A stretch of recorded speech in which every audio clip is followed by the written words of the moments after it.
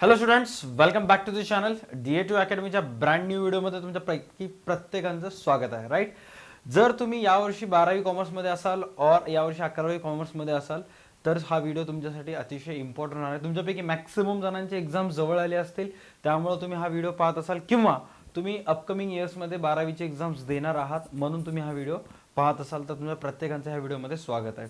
व्हिडिओमध्ये आपल्याला आज काय काय डिस्कस करायचे.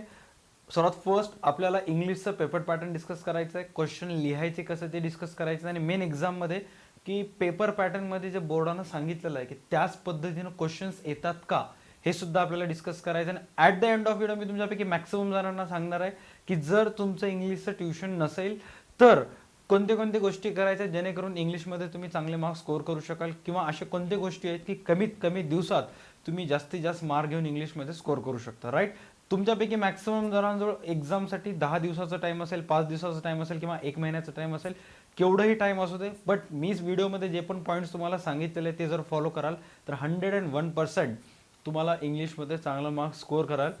नापास व्हायची जी भीती आहे ते तर जाईलच जाईल, बट जास्तीत जास्त चांगले मार्क्स तुम्ही स्कोर करू शकाल. राईट, तर आजच्या क्लासमध्ये आपल्याला सगळी गोष्टी स्टेप बाय स्टेप डिस्कस करायचे. जसं की तुम्ही इथं चेक करू शकता, इंग्लिशचं जे बोर्डाचं ठरवून दिलेलं जे टाइम टेबल आहे किंवा पेपर पॅटर्न आहे, त्या पेपर पॅटर्नमध्ये सर्वात फर्स्ट जर तुम्ही पाहायला गेलात तर जे प्रोज आहे त्याच्यासाठी 34 मार्क्स दिलेले आहेत. बट ओव्हरऑल इंग्लिशचं जे पेपर आहे 100 मार्कापैकी हे 20 मार्क तुमच्या कॉलेजमध्ये जे एक्झाम्स वगैरे होतात त्याच्यासाठी होतात. बोर्डाला जेव्हा तुम्ही एक्झाम्स जाता त्या एक्झाममध्ये तुम्हाला 80 मार्काचं क्वेश्चन पेपर आहे, त्याची रिटन एक्झामिनेशन तुम्हाला द्यावं लागते. आता या 80 मार्कामध्ये काय काय येणार आहे चेक करा. प्रोज म्हणजे चॅप्टर्स येणार आहे तुम्हाला 34 मार्कासाठी टोटल. पोएट्री सेक्शन येणार आहे 14 मार्कासाठी. त्यानंतर रायटिंग स्किल्स टोटल 48 मार्काचे रायटिंग स्किल्स असतात.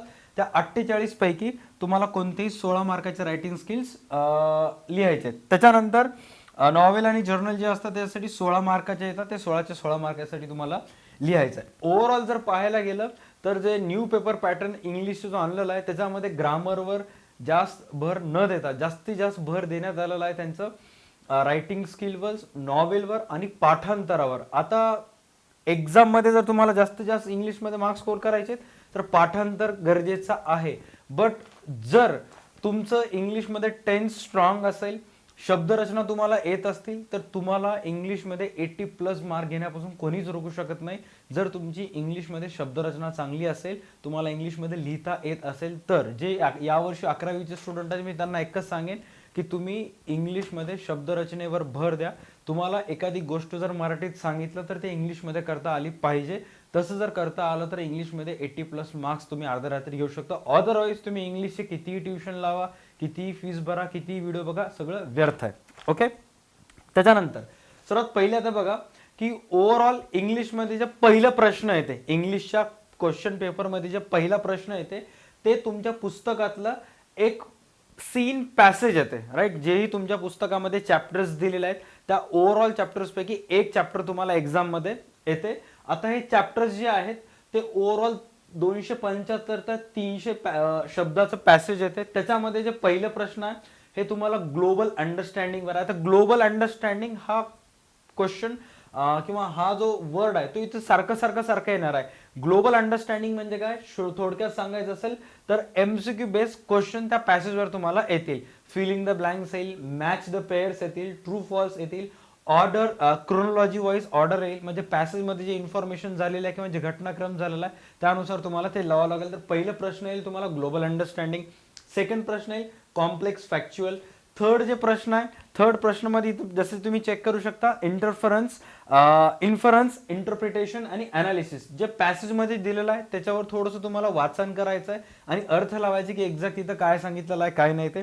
त्याच्यानंतर चौथं प्रश्न येणार आहे पर्सनल रिस्पॉन्स, पाचवं येणार आहे लँग्वेज स्टडी आणि सहावं प्रश्न येणार आहे व्होकॅब्युलरीशी रिलेटेड. क्वेश्चन फर्स्ट इंग्लिशच्या पेपरमधलं ओव्हरऑल जे क्वेश्चन फर्स्ट आहे ते 16 मार्कासाठी आहे. क्वेश्चन फर्स्ट किती मार्कासाठी आहे, 16 मार्कासाठी आहे आणि 16 पैकी 12 मार्क तुम्हाला मिळणार आहेत.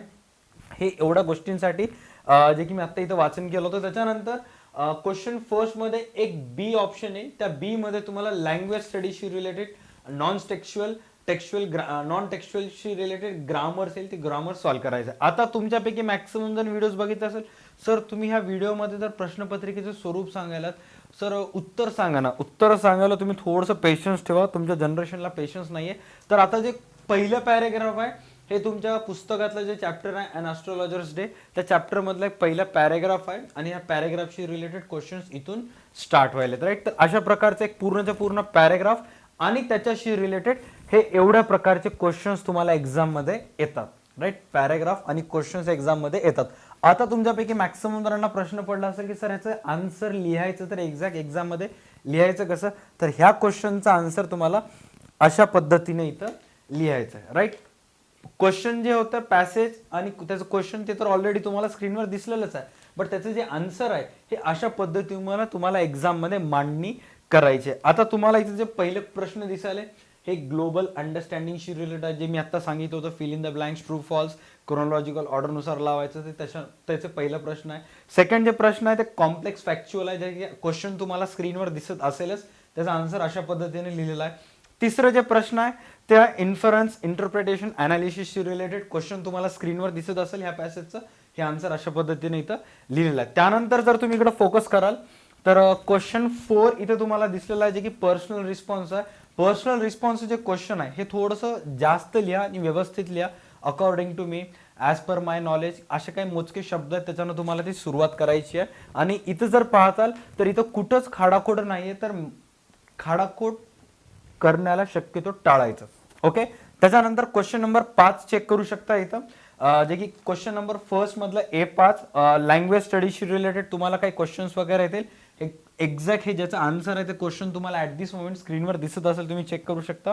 आणि त्यानंतर क्वेश्चन नंबर 6 ह्याच्यामध्ये काही ग्रामरचं वगैरे पार्ट देण्यात आलेला आहे.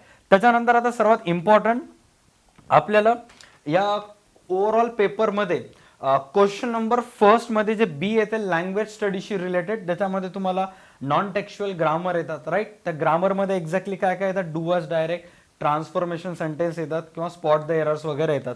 हे अशा प्रकारचे जे आन्सर तुम्हाला लिहायचं आणि हे जे आन्सर आहे ह्याचे जे क्वेश्चन आहे ते तुम्हाला ऍट दिस मोमेंट स्क्रीनवर दिसत असेल, राईट. त्याच्यानंतर एक्झाम मध्ये जे सेकंड क्वेश्चन येते, क्वेश्चन नंबर सेकंड, हे अनसीन पॅसेज येते, म्हणजे जे पॅसेज जे येणार आहे तुमच्या पुस्तकातलं राहणार नाही, पुस्तकीच्या बाहेरचं आहे.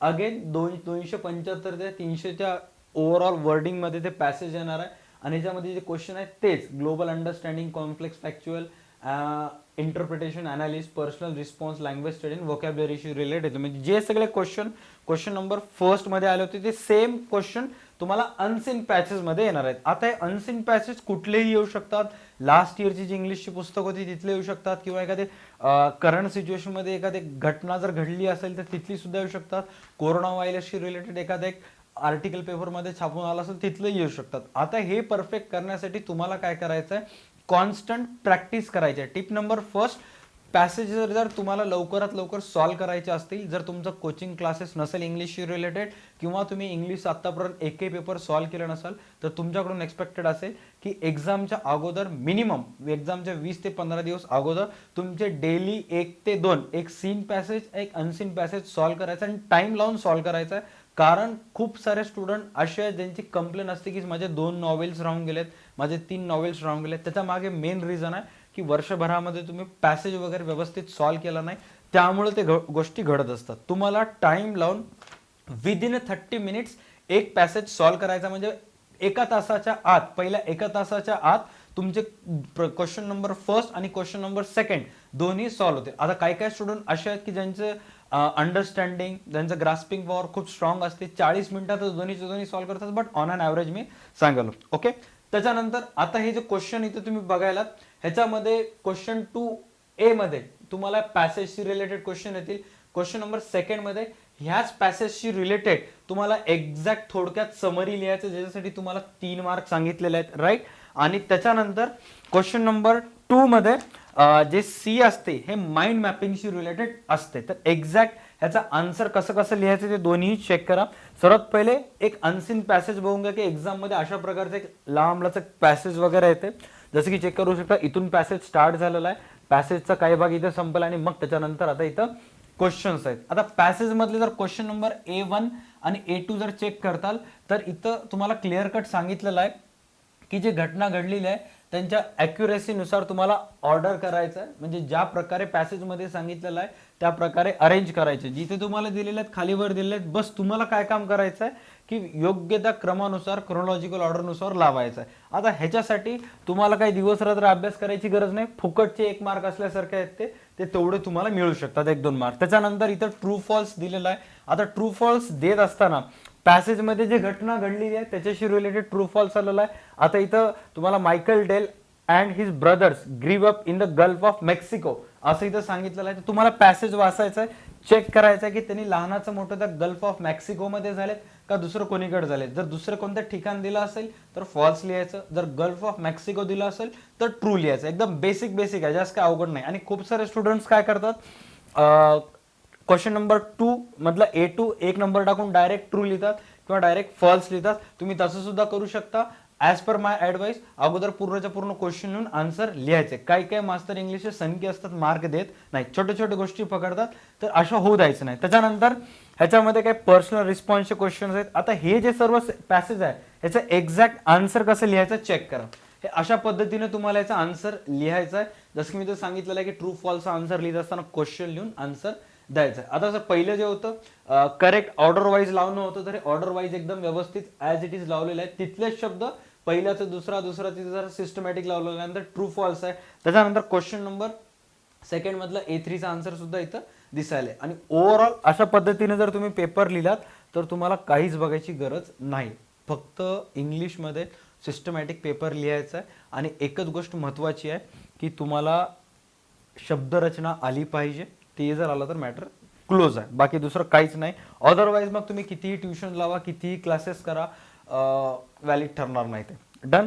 त्याच्यानंतर नेक्स्ट क्वेश्चन नंबर 2 मध्ये एक प्रश्न होतो, जसं की तुम्हाला ऍट दिस मोमेंट स्क्रीनवर दिसत असेल, summary of the extract given. तर ओव्हरऑल त्या पॅसेजमध्ये जे पण दिलेलं आहे त्याचं थोडक्यात सारांशीकरण करायचं होतं. आता हा जो क्वेश्चन आहे, ज्यांना नापास व्हायची भीती आहे त्यांनी नीट चेक करा. इंग्लिशच्या पेपरमध्ये क्वेश्चन नंबर 2 मध्ये जे बी असते, समरी रायटिंग असते, तर तुम्हाला काय करायचं, त्या पॅसेजमधले काही शब्द उचलायचे आणि तिथं लिहून टाकायचा. इन केस जर तुम्हाला येत नसतील तर 3 मार्क त्याच्यासाठी असतात. तुम्ही जर सिस्टमॅटिक लिहिलात तर 3 पैकी 3 पडतात, शब्द उचलून टाकलात तर 1.5 देते आणि त्या 1.5चं इनडायरेक्टली 2 होते, त्यामुळे 2 मार्क तुम्ही इथं मिळू शकता. तुम्हाला काय करायचे, वर जे दिलेले शब्द आहेत ते खाली लिहून टाकायचे. त्याच्यानंतर तिसरा आहे माइंड मॅपशी रिलेटेड, क्वेश्चन नंबर 2 मधला सी. माइंड मॅपशी रिलेटेड तुम्हाला तिथे काही इन्फॉर्मेशन वगैरे देण्यात येते, पॅरेग्राफ देण्यात येते, समटाइम्स तुम्हाला एक शब्द देण्यात येते. तर दोन्ही पद्धतीने तुम्हाला त्याचे माइंड मॅप्स तयार करायचे. पॅरेग्राफ जर दिला असेल, खूप कमी वेळेस पॅरेग्राफ देण्यात येते, पॅरेग्राफ जर दिलं तर पॅरेग्राफ वाचून त्याच्याशी रिलेटेड माइंड मॅप तयार करायचा आहे. किंवा एक टॉपिक देण्यात येते, जसं की ॲट दिस मोमेंट तुम्हाला ह्याच्याशी रिलेटेड क्वेश्चन स्क्रीनवर दिसत असेल, त्या टॉपिकशी रिलेटेड तुम्हाला अशा पद्धतीने माइंड मॅप तयार करायचा आहे. आता ह्या स्टुडंटला वाटलं की ह्या योग्य वेळ आहे किंवा त्यामुळे ह्यानं ह्याचं तयार केलं. तुम्हाला जर वाटत असेल आणखी ह्याच्यापेक्षा चांगलं मी ड्रॉ करू शकतो, गो अहेड. ओके, चला. त्याच्यानंतर नेक्स्ट जे प्रश्न आहे ते आहे सेक्शन नंबर 2 पोएट्रीशी रिलेटेड. आता कवितेशी रिलेटेड तुम्हाला क्वेश्चन नंबर 3 मध्ये विचारण्यात येतात. क्वेश्चन नंबर 3 ची विभागणी 2 विभागात केलेली आहे. क्वेश्चन नंबर 3A मध्ये तुमच्या पुस्तकातली कविता येते, ज्याच्याशी रिलेटेड तुम्हाला कवितेशी रिलेटेड वापस बेसिक पॅसेजच्या खाली जे प्रश्न येतात ते विचारण्यात येतात. प्लस त्याच्यामध्ये personal response, interpretation, global understanding तर असते.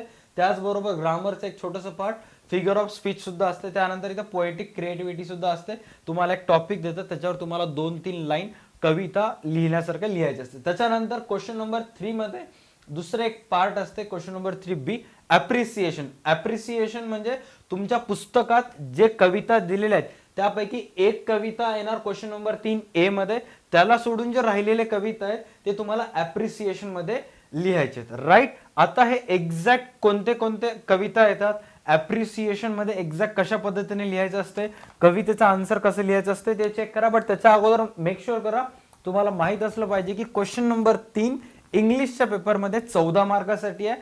त्यातले 10 मार्क तुम्हाला कवितेचे सगळे बेसिक आन्सर लिहिण्यासाठी आहेत. त्याच्यानंतर 4 मार्क ॲप्रिसिएशनसाठी आहेत. राईट. आता एक्झॅक्ट चेक करा की कविता एक्झाम मध्ये अशा प्रकारची येते. जसं की इथे तुम्ही चेक करू शकता, हे पूर्णच्या पूर्ण तुमच्या पुस्तकातली एक कविता इथंपर्यंत दिलेली आहे. राईट. आता कविता दिलेल्यानंतर तुम्हाला पहिला प्रश्न आहे कवितेशी रिलेटेड ग्लोबल अंडरस्टँडिंगचा आहे. हा दुसरा प्रश्न आहे narrate the scenes describe in the beginning of the extract, म्हणजे सुरुवातीला जे वाक्य वगैरे दिलं आहे ते एक्झॅक्टली नॅरेट करा म्हणाले तुम्हाला, म्हणजे अर्थ लावा, अनालिसिस करा आणि त्याच्यामध्ये लिहा. तिसरा प्रश्न दिलेला आहे पर्सनल रिस्पॉन्स रिलेटेड, वैयक्तिक मत काय तुमचं. Describe an incident where you went out your way to help others, ज्या वेळेस तुम्हाला कधी तुम्ही लोकांची मदत वगैरे केलेली आहे तर त्यावेळेस इन्सिडेंट एक्झॅक्टली तिथे डिस्क्राईब करायला म्हणा तुमच्या शब्दामध्ये तिथं लिहू शकता. त्याच्यानंतर पोएटिक डिव्हाइस मध्ये फिगर ऑफ स्पीच लिहिलेला आहे. त्यानंतर पोएटिक क्रिएटिव्हिटी. आता हे जे प्रश्न दिलेले आहेत इथं पोएटिक क्रिएटिव्हिटी मध्ये पहा, इथे एक शब्द दिलेला आहे सी वरून तुम्हाला एक कविता तयार करायची, ज्याच्यासाठी तुम्हाला 1-2 मार्क तिथं 2 मार्क तिथं मिळतात. राईट. आता इथं एक्झॅक्ट चेक करा, हे सगळेचे सगळे जे कविता जिथे आलेली आहे पूर्ण एक कविता तुमच्या पुस्तकातली, ह्याचा आन्सर कसं लिहायचं चेक करा. अशा पद्धतीने तुम्हाला कवितेचा आन्सर लिहायचं सर्वात पहिले चेक करू शकता. पहिलं प्रश्न जे इथे दिलेला आहे कवितेतलं आत्ता जे मी शो केलं होतं त्याचा आन्सर इथे दिलेला आहे, तुम्हाला स्क्रीनवर दिसत सुद्धा असेल. ग्लोबल अंडरस्टँडिंगशी रिलेटेड क्वेश्चन दिलेला आहे, त्याचा आन्सर अशा पद्धतीने लिहिलेला आहे. सेकंड आहे इंटरप्रिटेशन अनालिसिसशी रिलेटेड आहे, त्याचा आन्सर इथं ह्या पद्धतीने दिलेला आहे. बाकी एक एक गोष्टी तुम्ही इथं चेक करू शकता. त्याच्यानंतर figure of speech, alliteration, personification, metaphor असे भरपूर सारे आहेत. तर या कवितेमध्ये कोणते कोणते फिगर ऑफ स्पीच दिलेले आहेत ते तुम्हाला माहित पाहिजे. फिगर ऑफ स्पीच ग्रामरचा सर्वात एक सोपं टॉपिक असल्यासारखं आहे. विरुद्धार्थी शब्द आला तर एक फिगर ऑफ स्पीच येते, समानार्थी शब्द आलं, एकसारखे व्यंजन असलेले शब्द जर आले तर त्याच्यासाठी एक फिगर ऑफ स्पीच येते. 1 दिवसाचंच आहे, व्यवस्थित वाचून घ्या, 2 मार्क तुम्हाला मिळून जातात. जसं की इथे स्टुडंटने लिहिलेलं आहे पर्सनिफिकेशन, इन्व्हर्शन, रिपिटेशन, अलिटरेशन, हे फिगर ऑफ स्पीच ते फाइंड आउट करण्यात आलेलं आहे. आणि अलिटरेशन लिहिल्यानंतर ते कोणत्या शब्दात आलेलं आहे, रिपिटेशन लिहिल्यानंतर ते कोणत्या शब्दात आलेलं आहे ते पूर्णपणे इथं लिहिण्यात आलेलं आहे. त्याच्यानंतर तुम्हाला एक शब्द देण्यात आला होता पोएटिक क्रिएटिव्हिटीशी रिलेटेड, ज्यामध्ये तुम्हाला कंपोज 2-3 लाईन कंपोज करायचे होते. तर इथं सी एक शब्द दिलं होतं, तर सी शी रिलेटेड सी म्हणजे समुद्राशी रिलेटेड अशा पद्धतीने स्टुडंटने इथे डिस्क्राईब केलेलं आहे, हे तुम्हाला करायचं आहे. ओके. त्याच्यानंतर नेक्स्ट जे टॉपिक आहे याच्यामध्ये ते आहे अप्रिसिएशनशी रिलेटेड. मी तुम्हाला सांगितलं होतं की क्वेश्चन नंबर 3A मध्ये तुमच्या पुस्तकातली कविता येते ज्याच्याशी रिलेटेड तुम्हाला बेसिक क्वेश्चन येतात. क्वेश्चन नंबर 3B मध्ये अप्रिसिएशन येते. राईट. अप्रिसिएशन तुमच्या पुस्तकातली जे कविता येते आणि ते कविता पूर्णच्या पूर्ण कडवं दिल्यानंतर तुम्हाला 7 गोष्टी त्या अप्रिसिएशन मध्ये कव्हर करायचे असतात. Theme, language, message, value, your opinion about poem. आणि हे लिहित असताना तुम्हाला त्या कवितेचा लेखक कोण आहे, त्याच्यामध्ये एक्झॅक्ट कशाबद्दल डिस्कशन केलेलं आहे काय नाही, पूर्ण माहीत पाहिजे. म्हणजे इन शॉर्ट तुमच्या पुस्तकामध्ये जर 7 कविता असतील तर 7च्या 7 कवितेचे अप्रिसिएशन तुम्हाला आले पाहिजेत. आता तुम्हाला फाइंड आउट करायचं आहे मागच्या वर्षी कोणती कविता आली होती आणि मागच्या वर्षी कोणतं अप्रिसिएशन आलं होतं, ते सोडून बाकी सर्व करायचे, कारण रिपीट येण्याचे चान्सेस खूप कमी असतात. राईट. रिपीट दरवर्षी येत नाहीत. मागच्या वर्षी जर कविता पहिली क्वेश्चन नंबर 3A मध्ये आली होती आणि कविता दुसरी अप्रिसिएशन मध्ये आली होती, तर ते सोडून बाकीची जे कविता आहेत त्याच्याकडे फॉलो करायचं. बट माझं ओपिनियन घेण्याच्या अगोदर तुमचं जर कुठे इंग्लिशचं क्लासेस असतील किंवा कॉलेजमध्ये जे सर तुम्हाला इंग्लिश वगैरे शिकवतात त्यांचं एक वेळेस ओपिनियन घ्या आणि मग डिसाईड करा. ओके. नेक्स्ट. त्याच्यानंतर आता ॲप्रिसिएशन वगैरे कसं लिहायचं पहा, हे पूर्णचं पूर्ण ॲप्रिसिएशन लिहिलेलं आहे. ते 7 गोष्टी जे मी तुम्हाला सांगितलं होतं ना, कोणत्या 7 गोष्टी आणखी एक वेळेस सांगतो, चेक करा. त्या पर्टिक्युलर टॉपिक मधले हे जे 7 गोष्टी तुम्हाला इथं स्क्रीनवर दिसायला हे 7च्या 7 गोष्टी तुम्हाला ॲप्रिसिएशन मध्ये कव्हर करायच्या आणि अशा पद्धतीनं व्यवस्थित सिस्टमॅटिकली त्याची मांडणी करायची आहे, तर तुम्हाला मार्क मिळतात. जास्तीत जास्त मार्क मिळायचे चान्सेस असतात, अदरवाईज मग खूप कमी मार्क पडू शकतात. ओके. ह्या व्हिडिओचा मेन पर्पज एकच आहे, तुम्हाला भीती वगैरे घालायचं नाहीये. तुम्हाला एक्झॅक्ट ज्याही स्टुडंटनी वर्षभर अभ्यास केला नाहीये त्याला माहित पाहिजे की एक्झॅक्ट क्वेश्चन कसं येते, त्याला आन्सर कसं लिहायचं, वाक्याची रचना कशी असायला पाहिजे तुम्हाला माहित असायला पाहिजे. ओके. त्याच्यानंतर नेक्स्ट आहे रायटिंग स्किल्स. तुमचं इंग्लिशचे पेपर 3 सेक्शन मध्ये डिवाइड केलेला आहे. सेक्शन नंबर 1 ज्याच्यामध्ये प्रोजेस येतात, सेक्शन नंबर 2 ज्याच्यामध्ये पोएट्री येते आणि सेक्शन नंबर 3 ओव्हरऑल 4 सेक्शन असतात. सेक्शन नंबर 3 आहे रायटिंग स्किल्स. आता रायटिंग स्किल्स जे आहेत ते वर्षभर जर तुम्ही अभ्यास केला नसाल तर हे 16 मार्क तुम्ही कव्हर करू शकता एक्झामच्या 10 ते 12 दिवस अगोदर. तुम्हाला ड्रीम 11 खेलो दिमाग से काम करायचं आहे. तुम्हाला हे सगळेचे सगळे जेवढे रायटिंग स्किल्स दिलेले आहेत एवढे सगळे करायचे नाही. आता नीट लक्षात घ्या, क्वेश्चन नंबर 4 मध्ये रायटिंग स्किल्सशी रिलेटेड जे क्वेश्चन नंबर ए आहे ह्याच्यामध्ये 3 रायटिंग स्किल्स तुम्हाला कंपल्सरी येतात. कोणते कोणते येतात इथे चेक करा.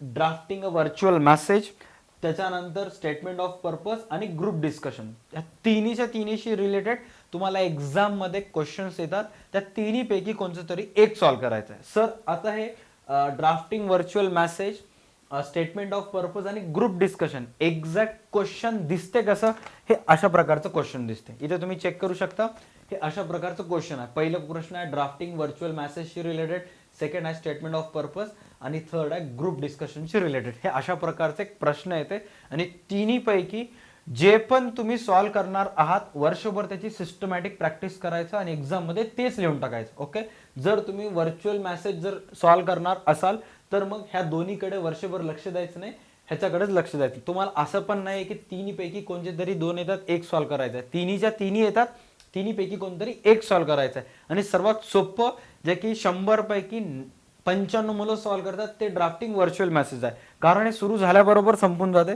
चेक करा, क्वेश्चन मध्ये तुम्हाला काय सांगितलेलं आहे, यू आर अ प्रियंका, तुमचं नाव प्रियंका आहे आणि a personal assistant to Mrs Sen, she was away attending to meeting when Mr Garg rang up. आता इथं तुम्हाला काही इन्फॉर्मेशन दिलेलं आहे की तुमचं नाव प्रियंका आहे आणि मिस्टर सेनचं तुम्ही पर्सनल असिस्टंट वगैरे आहात आणि कोणीतरी येऊन चेक वगैरे सीडी वगैरे दिलेला आहे तर त्याच्याशी रिलेटेड तुम्हाला इन्फॉर्म करायचं आहे. तर तुम्ही जसं पोस्टिक्स वगैरे चिटकवता ना तसंच आहे. तर अशा पद्धतीने तुम्हाला लिहायचं आहे. सर्वात पहिला एक सेकंड, इथे लिहायचं मिसेस सेन आणि मग इथं पूर्ण जे पण काही झालेलं आहे ते इन्फॉर्मेशन लिहायचे आणि तुमचं नाव इथं सर्वात शेवटी लिहायचं. म्हणजे ज्या व्यक्तीला लिहायला त्याचं नाव इथे लिहायचं आणि ज्यानं लिहिलेलं आहे त्याचं नाव इथं लिहून टाकायचं. ऑलराईट, अपकमिंग एक्झामच्या अगोदर आपल्या DA2 अकॅडमीच्या युट्यूब चॅनलवर एक छोटीशी आपण सिरीज स्टार्ट करत आहोत, फॅब्युलस फेब्रुवारी. त्या सिरीजमध्ये आपण इंग्लिशशी रिलेटेड छोटे छोटे जे टॉपिक्स आहेत ते एक्झामच्या अगोदर कव्हर होणार आहेत. ते लाईव्ह स्टुडंटला इंटरॅक्ट करून ते सॉल्व्ह करणार आहोत. जर तुम्ही हा व्हिडिओ 2024 मध्ये वगैरे पाहत असाल तर ऑलरेडी त्याची व्हिडिओज अपलोड केलेले आहेत. जर हा व्हिडिओ तुम्ही ज्यावेळेस अपलोड होत आहे म्हणजे जानेवारी 2023 मध्ये अपलोड होत आहे त्यावेळेस जर पाहणार असाल तर व्हिडिओ अपलोड झाल्यानंतर 2-3 दिवसामध्येच ते स्टार्ट होऊन जाईल. डन. हे अशा पद्धतीने लिहायचं असते आणि सर्वात सोपं असते, जास्त काही अवघड नसते. हे शिकून घ्या, फुकटचे 4 मार्क तुम्हाला मिळतात. राईट, कॉलेजमधून तुम्हाला 20 पैकी 20 मिळणार आहेत. तुम्हाला काही करून इकडं एक्झाम ज्यांना नापास होणार आहेत, ज्यांची भीती आहे, काही करून इकडे 20 मार्क घ्यायचे आणि त्या 20 पैकी फुकटचे 4 मार्क आहेत. व्यवस्थित सरांकडे जायचं, कॉलेजच्या असेल तर कॉलेजच्या, ट्युशनच्या असतील तर ट्युशनच्या, आणि त्यांच्याकडे जाऊन कव्हर करायचं. आणि ते दोन्हीही नसतील, तुम्हाला सगळे धोकेबाज असतील दुनिया, तर आपल्या यूट्यूब चॅनलला यायचं, व्हिडिओला लाईक, चॅनलला सबस्क्राईब करायचं आहे. त्याचे व्हिडिओज येणार आहे, मी फुकटमध्ये तुम्हाला ट्रेनिंग देऊन टाकतो. ऑलराईट. हां, त्याच्यानंतर सेकंड क्वेश्चन आहे, क्वेश्चन नंबर 4 मधलं बी, ज्याच्यामध्ये तुम्हाला 3 येतात, ईमेल रायटिंग, रिपोर्ट रायटिंग आणि इंटरव्ह्यू. तिन्हीच्या तिन्ही येतात. तिन्हीच्या तिन्ही पैकी कोणते तरी एक तुम्हाला सॉल्व्ह करायचं, त्याच्यामुळे 4 मार्क मिळतात. आता तिन्हीशी रिलेटेड एक्झॅक्ट क्वेश्चन कसे दिसतील, हे अशा प्रकारे दिसतील. इथे चेक करा, पहिलं तुम्हाला ईमेल रायटिंग दिलेलं आहे. इथे काय सांगितलेलं, write and informal email to your friend. तुमच्या मित्राला एक ईमेल करा, who has immigrated to Canada, जे की कॅनडामध्ये जाऊन सेटल झालेला आहे, to share interesting aspects of her life in the foreign country. म्हणजे तुमची एक मैत्रीण कॅनडामध्ये जाऊन सेटल झालेली आहे आणि तुम्हाला तिला लेटर लिहायचं की एक्झॅक्ट तिथं लाईफ कशी आहे काय नाही, ईमेल लिहायचं आहे आणि तिला विचारायचं की एक्झॅक्ट कशी आहे काय नाही. त्यानंतर इथे सेकंडमध्ये सांगितलेलं आहे रिपोर्ट रायटिंग करायचं आहे तुम्हाला, celebration of Republic day. Report writing means kind of तुम्हाला एक रिपोर्ट, अहवाल तयार करायचं की तुमच्या कॉलेजमध्ये वगैरे जे की सेलिब्रेशन रिपब्लिक डे प्रजासत्ताक दिन सेलिब्रेट करण्यात आलेला आहे, तर कशा पद्धतीने झालं त्याशी रिलेट करायचं. त्याच्यानंतर इंटरव्ह्यू क्वेश्चन्स. तुम्हाला इथं काय सांगितलेलं आहे की एका तुम्ही एक क्लास रिप्रेझेंटेटिव्ह आहात, तुम्ही एका वर्गातले प्रतिनिधित्व आहात. You have been asked principal to conduct an interview of a cop. Cop म्हणजे काय की एका पोलीस ऑफिसरचं तुम्हाला इंटरव्ह्यू कंडक्ट करायला सांगितलेला आहे ॲज अ क्लास रिप्रेझेंटेटिव्ह. तुम्हाला त्याला 8 ते 10 क्वेश्चन्स विचारायचे.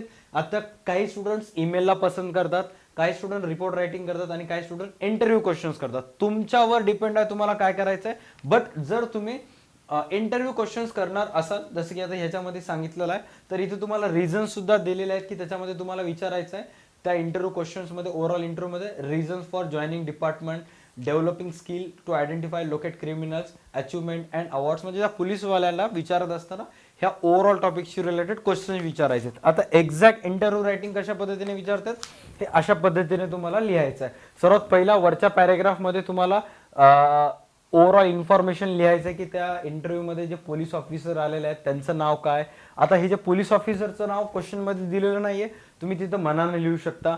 ॲज अ क्लास रिप्रेझेंटेटिव्ह म्हणून हे ज्या स्टुडंटनं पेपर लिहिलेला आहे त्या मुलीचं नाव गायत्री सोनार आहे, तर तिने तिचं स्वतःचं नाव सुद्धा इथे मेन्शन केलेलं आहे आणि त्या पोलीस ऑफिसरचं सुद्धा नाव इथे मेन्शन केलेलं आहे. म्हणजे ओव्हरऑल तुमचं नाव आणि ज्याचं इंटरव्ह्यू घेणार आहे त्याचं नाव पूर्ण वरच्या पॅरेग्राफमध्ये थोडक्यात लिहायचं आहे.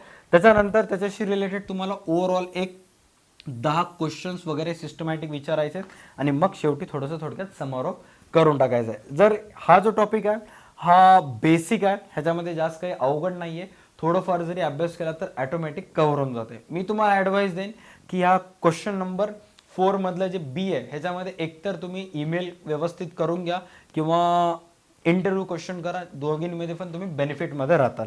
त्याच्यानंतर जर चेक कराल तर क्वेश्चन नंबर 4 मध्ये सी जो आहे ह्याच्यामध्ये एकतर तुम्हाला स्पीच लिहायचं आहे, कम्पेअरिंग करायचं किंवा एक्सपेन्शन ऑफ आयडिया लिहायचं आहे, कोणतंही लिहू शकता.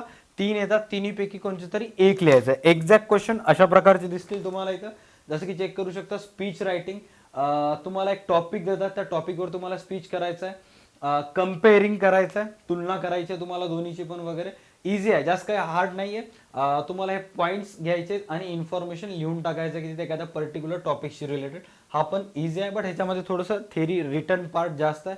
आणि त्यानंतर expansion of idea. Expansion of idea म्हणजे काय, तुम्हाला एक पर्टिक्युलर टॉपिक देतात आणि त्या टॉपिकशी रिलेटेड ते जे टॉपिक दिलेलं आहे त्याला एक्सपॅन्ड म्हणजे विस्तारित रूपात तुम्हाला ते लिहायचं आहे. आणि ते लिहित असताना meaning, proverb, clothes create and impression, clothes have no value if not use, add own points. इथं काय सांगितलेलं आहे, expand the given idea with the help of points given below.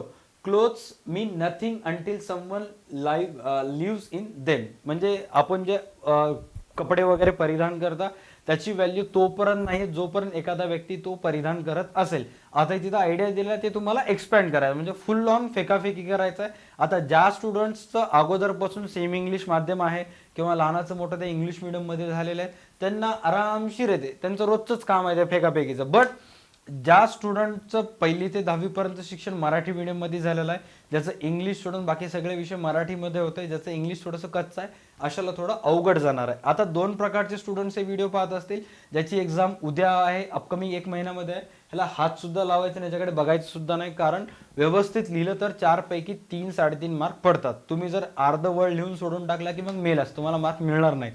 त्यामुळे मी तुम्हाला ॲडवाईस देईन, एकतर तुम्ही कम्पेअरिंगकडे जा किंवा स्पीच रायटिंगकडे करा. तिन्हीमध्ये लिहावं लागणारच आहे, राईट. बट मला असं वाटतं की स्पीच रायटिंग हा पार्ट तुम्हाला 10वीला सुद्धा होता, 8वीला सुद्धा होता, त्यामुळं तो येऊन जाईल तुम्हाला. ऑलराईट. त्याच्यानंतर आता ह्या स्टुडंटनं स्पीच रायटिंग लिहिलेलं आहे, तर स्पीच लिहित असताना चेक करा अशा पद्धतीने लिहिलेलं आहे. आता इथे एक थोडीशी मिस्टेक झालेली आहे की इथं पॅरेग्राफमध्ये लिहायचं होतं, 1-2 ठिकाणी पॅरेग्राफ, जसं की आता इथे एक पॅरेग्राफ संपलेला आहे, राईट.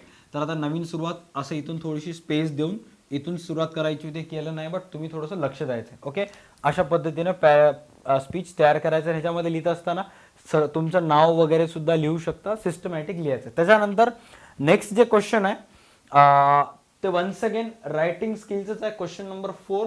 ज्याच्यामध्ये तुम्हाला क्वेश्चन नंबर 4 मध्ये जे डी आहे त्याच्यामध्ये तुम्हाला रिव्ह्यू, ब्लॉग, अपील हे 3 येतात.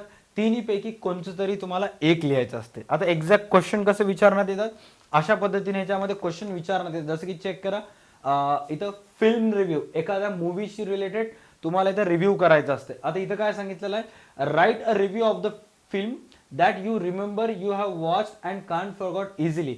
तुम्हाला अशा एका मूवी बद्दल इथे इन्फॉर्मेशन लिहायचं आहे की जे तुम्ही बघितलात आणि ते मूवी तुम्ही विसरू शकत नाही. आणि ते मूवी लिहित असताना सर्वात पहिले त्याचं मूवीचं नाव, the gist and the plot, त्यानंतर your favourite scenes from the movie, त्या मूवीतला तुमचा आवडता क्षण कोणता आहे, पर्टिक्युलर मोमेंट, त्यानंतर the star cast and production house, hero heroine कोण होते, त्यांचं exact real name and real name सुद्धा तिथे तुम्हाला लिहायचं आहे. त्यानंतर मूवी नेम, त्यानंतर तुमचं ओपिनियन आणि रेकमेंडेशन सुद्धा तिथं लिहायचं आहे. त्याच्यानंतर सर्वात इम्पॉर्टंट आहे ह्याच्यातलं नेक्स्ट आहे ब्लॉग रायटिंग. ब्लॉग क्रिएट करायचं आहे, जे की इझी आहे, जास्त काय हार्ड नाही आहे. तुम्हाला ब्लॉग ID वगैरे तिथं लिहावं लागते. जे ब्लॉगचे जे टायटल वगैरे आहे, जे की तुम्हाला तुमच्यापैकी मॅक्सिमम जर इंटरनेटवर असते तर त्यांना माहिती आहे, तिथे लिहावं लागते. इझी आहे. मी माझ्या व्हिडिओजमध्ये एक वेळेस नक्की सांगेन. ऑलरेडी एक व्हिडिओ टाकलेला आहे, आणखी सुद्धा क्रिएट करेन. त्याच्यानंतर अपील आहे, जे की जास्त मुलं मुली लिहितात एक्झाममध्ये, जे की मी पण तुम्हाला सजेस्ट करेन. Instead of wasting time on film review और ब्लॉग रायटिंग, हा अपील तयार करा. सोपं थोडक्याच्या थोडक्यात होऊन जाते. ओके. आणि आता इथं काय सांगितलेलं आहे, prepare and appeal against the harmful effect of smoking and chewing tobacco. म्हणजे तुम्हाला एक आवाहन तयार करायचं आहे, त्या आवाहनमध्ये तिथे लिहायचं, लोकांना अपील करायचं, काइंड ऑफ पॅम्पलेट तयार करायचे की harmful effect of smoking and chewing tobacco, म्हणजे तंबाखू खाण्याचे हानिकारक परिणाम आणि सिगरेट, धूम्रपान आणि तंबाखू खाण्याचे हानिकारक परिणाम हे तुम्हाला लिहायचे आहेत. आणि ते तुम्हाला काय सांगितलेलं आहे, अट्रॅक्टिव्ह स्लोगन तयार करा, use attractive language, use logo and picture. त्यानंतर बाकी गोष्टी काही सांगितलेल्या आहेत. त्याच्यानंतर हे कशा पद्धतीने तयार करायचं आहे, अशा पद्धतीने तयार करायचं, जसं की चेक करायचं tobacco, death, disease and disability, हे वर त्यांना त्या पर्टिक्युलर स्टुडंटने हेडिंग दिलेलं आहे. लोगोचा वापर केलेला आहे, शब्दरचना अट्रॅक्टिव्ह आहे, आणि शेवटी इन्फॉर्मेशन वगैरे दिलेलं आहे, व्हेन्यू दिलेला आहे की त्याचे शेड्यूल कुठं आहे काय नाही ते, हे अशा प्रकारे तुम्हाला तयार करायचं आहे. आता तुम्ही जेवढेही इमेजेस ह्या व्हिडिओमध्ये बघितलात, त्याचं पर्टिक्युलर एकच PDF DA2 अकॅडमीच्या टेलिग्रामवर अपलोड केलेला आहे, टेलिग्राम चॅनलवर. त्याची लिंक डिस्क्रिप्शनमध्ये आहे, तुम्ही जाऊन चेक करू शकता. आणि आपल्या क्लासेसच्या व्हॉट्सअप ग्रुपवर सुद्धा आहे. आणि DA2 अकॅडमीचं जे ॲप्लिकेशन आहे त्याच्यामध्ये hand written notes by student म्हणायचं एक पर्टिक्युलर फोल्डर आहे, तिथे तुम्ही जाऊन चेक करू शकता. अशा पद्धतीने लिहायचं. त्याच्यानंतर इंग्लिशमधला सर्वात लास्ट पार्ट जो आहे तो जर्नल आहे नॉवेलशी रिलेटेड आहे. नॉवेल हा खूप साऱ्या स्टुडंटला अवघड जातात. मी एकच गोष्ट सांगतो, नॉवेलमध्ये आता बघा, जे पहिलं जे दिलेलं आहे क्वेश्चन नंबर 5A, हे तर तुम्हाला कंपल्सरी पहिल्या नॉवेलमधूनच येते. आणि ह्याच्यामध्ये ग्लोबल अंडरस्टँडिंग म्हणजे रिकाम्या जागा भरा, जोडा लावा, true false, fill in the blanks, अशा प्रकारचे क्वेश्चन्स येतात आणि ते कंपल्सरी पहिल्या नॉवेलमधूनच येतात. I repeat, question number 5A मध्ये जे क्वेश्चन्स येतात हिस्ट्री ऑफ नॉवेल मधूनच येतात, दुसरीकडून कुठूनच येत नाहीत. त्यामुळे क्वेश्चन नंबर 5 मधले A मधले जे 4 मार्क आहेत ते तुम्ही इझिली स्कोर करू शकता. त्याच्यानंतर हे जे B-C-D आहेत हे अल्टरनेटिव्ह, कुठल्याही नॉवेलची कुठल्याही खालीवरी त्याचं चेंज होत असते. ओके.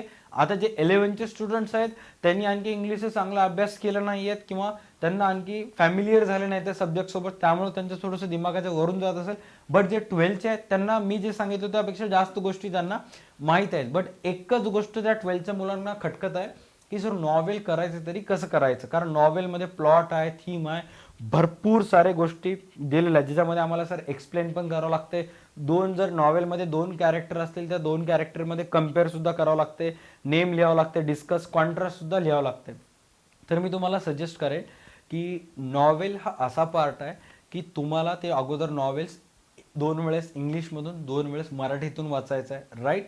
आणि प्लॉट येऊ दे, थीम येऊ दे, काही येऊ दे, तुम्हाला शब्दरचना करता आली पाहिजे.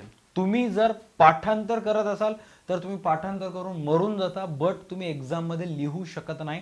काही ना काही शब्द राहून जात असतात, दरवेळेस राहून जात असतात, राईट. तर तुम्हाला अशा पद्धतीने स्वतःचे नोट्स तयार करायचे. थीम आलं तरी तेच लिहायचं आहे, प्लॉट आलं तरी तेच लिहायचं आहे, काही येऊ दे, ते पर्टिक्युलर पॅरेग्राफ तिथे तुम्हाला लिहून टाकायचं आहे.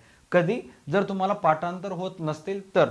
बट ॲज अ टीचर जेवढे स्टुडंट 11thला आहेत यावर्षी मी त्यांना सांगून टाकतो, नॉवेल काइंड ऑफ स्थूल वाचनसारखं आहे. तुम्हाला डायजेस्टमधून मराठीतून 2 वेळेस वाचायचं, इंग्लिशमधून 2 वेळेस वाचायचं आणि स्वतः पूर्ण वर्षभर शब्दरचना शिका. एखादी गोष्ट मराठीतून वाचायचं आणि इंग्लिशमध्ये व्यवस्थित ग्रामर वाचून लिहिण्याची सवय लावून घ्यायचं. ॲटोमॅटिक हे 16चे 16 मार्क तुमचे फुकटमध्ये आहेत. मी स्वतः आत्ताच सांगायलो. आता जर तुमची जर एक्झाम अपकमिंग 1 ते 2 महिन्यामध्ये आहेत तर मी तुम्हाला क्लिअर कट सांगेन, नॉवेल पाठ करत असताना तुम्हाला त्याच्यामधलं थीम पाठ करून टाकायचं, काही येऊ दे, एकच लिहून टाकायचं. ओके. झालं, न झालं.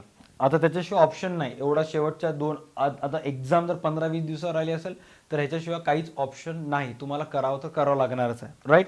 त्याच्यानंतर आता चेक करा, या नॉवेलशी रिलेटेड हा क्वेश्चन 5 मधला पहिला आहे, जे की पहिल्या नॉवेलशी रिलेटेड, ज्याच्यामध्ये तुम्हाला ग्लोबल अंडरस्टँडिंग वर काही फिलिंग द ब्लँक्स आलेला आहे आणि करेक्ट द फॉलोइंग स्टेटमेंट, इथं काही स्टेटमेंट दिले आहेत ते तुम्हाला करेक्ट करून रिराईट करायचे. आता हे कशा प्रकारे करू शकता, हे अशा प्रकारे तुम्ही इथं लिहू शकता. पहिल्याचा आन्सर इथे तुम्ही चेक करू शकता, याचा क्वेश्चन पण तुम्हाला स्क्रीनवर दिसत आहे आणि आन्सर इथे तुम्ही याचं पाहू शकता. त्याच्यानंतर नेक्स्ट जे क्वेश्चन आहे ह्याच्यामध्ये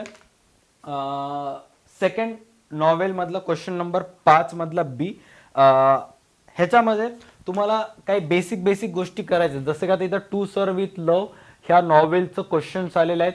फर्स्ट इथं सांगितलेलं आहे the incident in extract to sir with love occurred at particular place, explain significance of the place in your own words. तर हे पहिल्या प्रश्नाचं उत्तर तुमच्या शब्दात पूर्णपणे इथं लिहिलेलं आहे. आता ज्यांनी हा नॉवेल पूर्ण व्यवस्थित वाचलेला आहे त्यांना ऑटोमॅटिक येऊन जात आहे. ज्यांनी वाचलेलं नाहीये ह्या पर्टिक्युलर नॉवेलशी रिलेटेड जे पण त्यांनी पाठ केले सरळ लिहून टाका. काही न मिळाल्यापेक्षा 1 मार्क मिळालेला बेटर. डन. त्याच्यानंतर मी तुम्हाला सांगितलं होतं की कम्पेअर करावं म्हणून सांगते, तर इथं मिस जोसेफ आणि डेनहॅमशी रिलेटेड 2 व्यक्तींचे नावं दिलेले आहेत तुम्हाला, जसं की चेक करू शकता. Compare the following character, miss Joseph and Denham मध्ये कम्पेअर करा, की एक्झॅक्ट तुलना करायची आहे. तर अशा पद्धतीने इथं तुलना केलेली आहे. राईट. आता तुम्ही जर नॉवेल वाचलात तर दोघांमध्ये काय फरक आहे काय नाही तुम्हाला माहित होऊन जाते. हे अशा पद्धतीने तुम्हाला ते कम्पॅरिझन लिहायचं आहे. त्याच्यानंतर नेक्स्ट आहे नॉवेल क्वेश्चन नंबर 5 मधलं सी, ज्याच्यामध्ये तुम्हाला सांगितलेलं आहे की there is a sudden twist in the climax of the novel around the world in 80 days, explain by some lines and relevant examples from the extract. Right. आता हे around the world in 80 days नावाची जी novel आहे, ह्या नॉवेलमध्ये at the एंडला काहीतरी क्लायमॅक्सला काहीतरी plot वगैरे सांगितलेला आहे, काहीतरी सडन ट्विस्ट आलेला आहे, त्याच्याशी रिलेटेड तुम्हाला इन्फॉर्मेशन लिहायचं आहे. त्याच्यानंतर नेक्स्ट इथं काय सांगितलेलं आहे, interpret and rewrite in brief of the theme theme of the extract around the world in 80 ways. आता ह्या चॅप्टरमध्ये एक थीम दिलेली असते, जसं की तुम्ही चेक करू शकता तुमच्या पुस्तकामध्ये दिलेलं आहे. तर ते थीम ॲज इट इज लिहायचं आहे. प्लॉट आलं तर प्लॉट लिहावं लागेल, थीम आलं तर थीम लिहावं लागेल. तर एक्झॅक्ट अशा पद्धतीने तुम्हाला लिहायचं आहे. आता ज्यांनी वर्षभर नॉवेलकडे लक्ष सुद्धा दिलेलं नाहीये, ज्यांचं काहीच झालं, त्यांना वाटतं की बाबा एवढं मोठं सगळं कसं पाठ करायचं, ऑप्शन नाही, पाठ करावंच लागेल. इंग्लिशचं सिलेबस त्यांनी अशा पद्धतीने आणलेलं आहे की तुम्ही काहीच करू शकत नाही. आता मी एकच सांगू शकतो, जर आत्ता मिस जोसेफ आणि डेनहॅममध्ये जसं कम्पेअर आलं होतं तर मग त्याला छाटता येत नाही. बट असं जर एक्सप्लेन करा, प्लॉट ट्विस्ट वगैरे सांगितलं, थीम जर आलं तर मग जे पण तुम्ही पाठ केला ते तिथं लिहून टाकायचं. प्रत्येक नॉवेलमधलं तुम्हाला 1 पेज तरी लिहिता आलं पाहिजे. तेच पेज 2 वेळेस 3 वेळेस लिहून टाका, काही करा, 2 पैकी तुम्हाला 4 पैकी तरी 2 तरी मार्क मिळालाच पाहिजे. All right. डन. त्याच्यानंतर नेक्स्ट तुम्हाला सांगितलेलं लास्ट क्वेश्चन, जसं की चेक करू शकता क्वेश्चन नंबर 5 डी मध्ये लास्ट नॉवेलशी रिलेटेड आहे. Sherlock Holmes is the leading character in the extract, explain. तर अशा पद्धतीने ते एक्सप्लेन केलेलं आहे शेरलॉक होम्सशी रिलेटेड. आणि त्यानंतर नेक्स्ट क्वेश्चन आलेला आहे interpret and rewrite in brief the theme of wealth in the light of the novel. या ओव्हरऑल नॉवेलमध्ये जे वेल्थशी रिलेटेड जे पण काही गोष्टी थीम वगैरे सांगितलेल्या आहेत, प्लॉट, थीम, ट्विस्ट जे पण सांगितलेलं आहे, तर त्यापैकी इथे तुम्हाला त्याच्याशी रिलेटेड जे पण थीम आहे ते तिथं लिहून टाकायचे. तर अशा पद्धतीने ते लिहिण्यात आलेलं आहे. All right. तर आता ओव्हरऑल जर सांगायचं असेल तर नॉवेल हा असा पार्ट आहे ज्याच्यामध्ये तुम्हाला भरपूर रायटिंग आहे आणि भरपूर साऱ्या गोष्टी तुम्हाला माहिती पाहिजे. आता मी व्हिडिओच्या अगोदर सांगितलं होतं की ओव्हरऑल व्हिडिओमध्ये मी तुम्हाला सांगितलं क्वेश्चन्स कसे येतात, एक्झाममध्ये प्रश्न कशा प्रकारचे विचारतात येतात, आन्सर कसं लिहायचं ते सांगितलेलं आहे. आता त्या स्टुडंटसाठी जे यावर्षी 11th आहेत त्यांना एकच सांगेन की वर्षभरात तुम्हाला इंग्लिशचा अभ्यास करत असताना एकच गोष्ट फोकस करायचा आहे की तुमचा रायटिंग स्किलचा पार्ट परफेक्ट असला पाहिजे. रायटिंग स्किलचे जे 12 टॉपिक्स आहेत त्या 12 पैकी कोणतेही 4 करायचे, सिस्टमॅटिक करून टाकायचे. त्याच्यानंतर नॉवेलशी रिलेटेड सांगायचं असेल तर नॉवेलमध्ये खूप सारी इन्फॉर्मेशन त्याच्यामध्ये दिलेली आहे. नॉवेल व्यवस्थित करत असताना एकच गोष्टीवर भर द्यायचा तुम्हाला, ते पर्टिक्युलर नॉवेल जे स्टुडंट अपकमिंग मंथमध्ये एक्झाम देणार आहेत ते सुद्धा, आणि जे स्टुडंट्स पुढच्या महिन्यामध्ये एक्झाम देणार आहेत ते सुद्धा. तर तुमच्या सगळ्यांनी काय करायचं आहे, नॉवेल इंग्लिशमधून आणि मराठीतून व्यवस्थित वाचून घ्यायचं आहे आणि तुम्हाला माहिती आहे की एक्झॅक्ट प्लॉट काय, थीम काय, ट्विस्ट काय असते, राईट, काय एक्सप्लेन करायचं आहे आणि जे पण तिथे दिलेलं आहे ते व्यवस्थित लिहिण्याचा प्रयत्न करायचा आहे. आता जेवढे तुमच्यापैकी मॅक्सिमम स्टुडंट असे आहेत की जे सारखं सारखं कंप्लेन करत असतात की माझं मागच्या एक्झामला नॉवेल 3 पर्यंत आलं होतं, या एक्झामला नॉवेल 1 पर्यंत आलेलं आहे, शेवटचे 3 प्रश्न राहून गेले, 12 मार्क तरी इथंच चालेल, असे कंप्लेन असतात. तर ह्याच्या मागे एकच गोष्ट आहे, आणखी एक कंप्लेंट करतात की मला येत होतं पण टाईम पुरलं नाही. टाईम पुरलं नाही हा इंग्लिशच्या पेपरमध्ये कॉन्स्टंटली होणारी मिस्टेक आहे किंवा कॉन्स्टंट मॅक्सिमम मुलांची कंप्लेंट असते. तर त्याच्यामागे एकच रिझन आहे की तुम्ही जेवढे क्वेश्चन्स अकाउंटचे सॉल्व्ह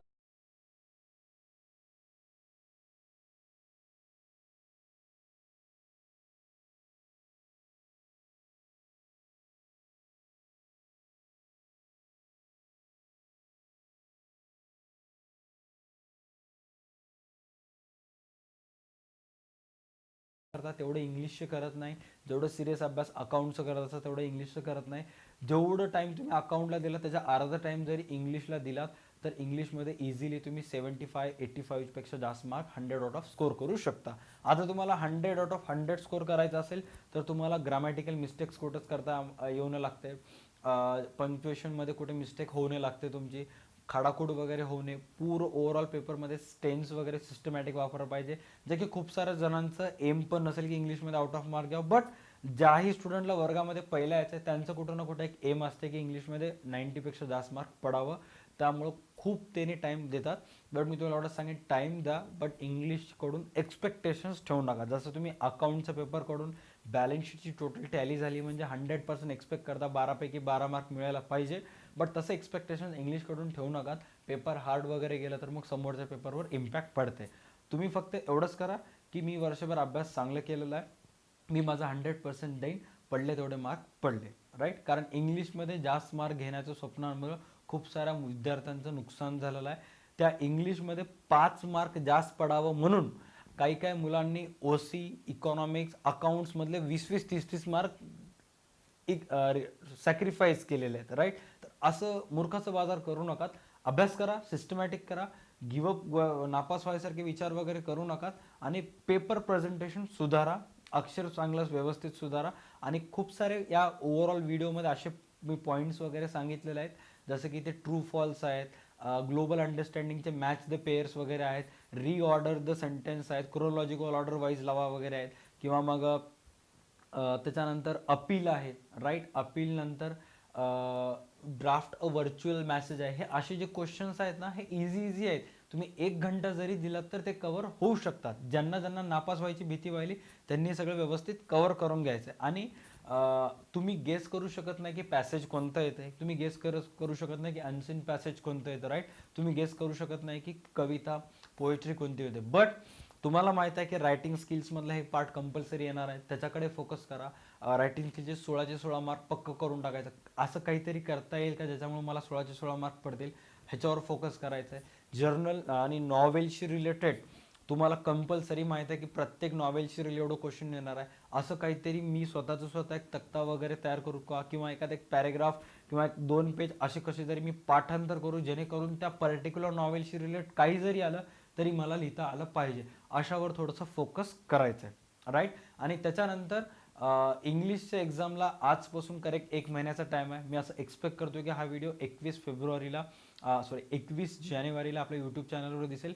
तर आजपासून 1 महिन्यानंतर करेक्ट इंग्लिशचा पेपर आहे. आता ह्या 1 महिन्यामध्ये तुमच्या अकाउंटच्या क्लासमध्ये एक्झाम्स असतात, कॉलेजमध्ये वगैरे प्रॅक्टिकल्स असतात, सगळं काही होते. ज्यांना नापास व्हायची भीती वाढली त्यांनी मिनिमम 8 तरी इंग्लिशचे पेपर व्यवस्थित सॉल्व्ह करायचे. किती? 8 तरी इंग्लिशचे पेपर सॉल्व्ह करायचे आहे. आपल्या DA2 अकॅडमीच्या टेलिग्राम ग्रुपवर, व्हॉट्सअप ग्रुपवर ते 8च्या 8 क्वेश्चन पेपर आणि त्याचे आन्सर मी सेंड करेन. तुम्हाला फक्त ते ग्रुप जॉईन करायचे आहे, टेलिग्रामवर जॉईन व्हायचं आहे आणि चॅनलवर ॲक्टिवेट राहायचं आहे, जेणेकरून मी जेवढी इन्फॉर्मेशन टाकत राहील ते तुमच्यापर्यंत येईल, राईट. आता नेक्स्ट जे इंग्लिशशी रिलेटेड व्हिडिओज येईल त्याच्यामध्ये मी माझ्या क्लासेसच्या काही स्टुडंटला वगैरे घेऊन हे जे छोटे छोटे पॉईंट्स आहेत, जसे की मी व्हर्च्युअल मॅसेज सांगितलेला आहे, रिऑर्डर लावायचं सांगितलेलं आहे, किंवा मग छोटे छोटे पॉईंट्स ट्रू फॉल्स वगैरे असतील, हे पॉईंट्स कशा पद्धतीनं कव्हर करायचे ह्याच्याशी रिलेटेड लाईव्ह स्ट्रीम्स येणार आहेत. ते लाईव्ह स्ट्रीम नक्की चॅनलवर जॉईन करायचं आहे. आजच्या व्हिडिओसाठी एवढंच. भेटूयात नेक्स्ट व्हिडिओमध्ये. तोपर्यंत पाहत राहा तुमचं आवडतं यूट्यूब चॅनल DA2 अकॅडमी. आणि इंग्लिशशी रिलेटेड तुम्हाला आणखी जर काही गोष्टी माहीत असेल, तुमच्या पर्टिक्युलर ट्युशनच्या टीचरनं वगैरे सांगितले असेल, तर तुम्ही ते गोष्ट किंवा ते पर्टिक्युलर क्वेश्चन कमेंट सेक्शनमध्ये नक्की कमेंट करू शकता. ओके. व्हिडिओची लिंक तुमच्या मित्रांसोबत नक्की शेअर करा. अशा मित्रांसोबत शेअर करा ज्यांना वाटते की नापास व्हायची भीती, अशा मुलांसोबत शेअर करायचं. ओके. व्हिडिओला लाईक करा, चॅनलला सबस्क्राईब करा. तोपर्यंत पाहता तुमचं आवडतं YouTube channel DA2 academy. Ta-ta bye, take care and stay connected. भेटूयात नेक्स्ट व्हिडिओमध्ये.